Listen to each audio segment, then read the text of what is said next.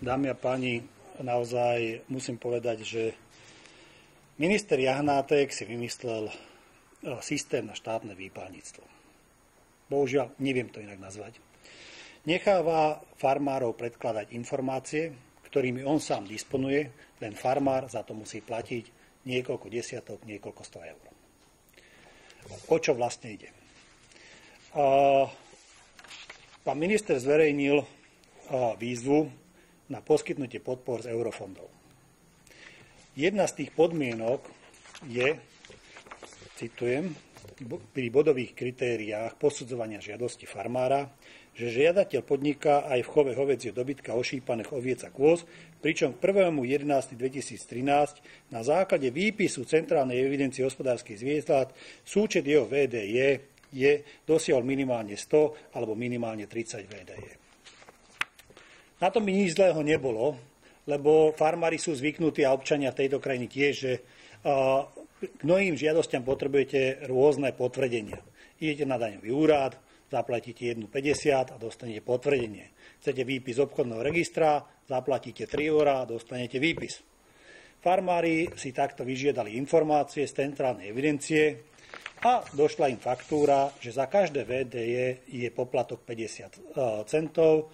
To znamená, že farmári dostali 100 eurové, 200 eurové, 50, 70 eurové faktúry, ktoré musia zaplatiť. Keď každý farmár, čo by v roku podal jednu žiadosť, kde je táto podmienka a zostane táto podmienka zachovaná, tak pán minister od farmárov vybral cca 300 000 eur. Pán minister si takýmto spôsobom vyberá poplatok. Prečo je to absolútny nezmysel?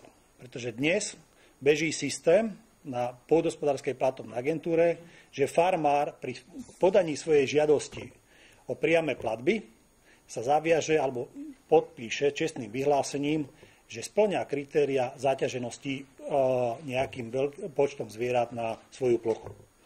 Pôdohospodárska platobná agentúra automaticky to kontroluje v centrálnej evidencii, pretože tie systémy sú online prepojené.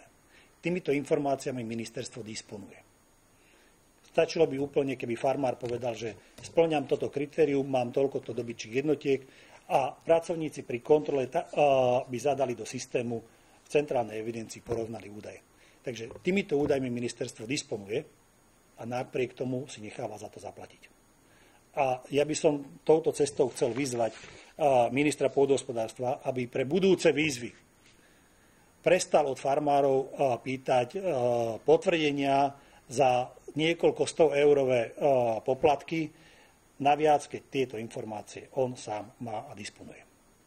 Lebo toto nie je nič iné, len štátne výpalníctvo a dalo by sa to nazvať aj Jahnátkovou daňou pre poľnohospodárov, i keď pán minister sľuboval, že farmári dostanú od neho za tí, ktorí chovajú zvieratá, dostanú maximálnu podporu a tomu tak nie je.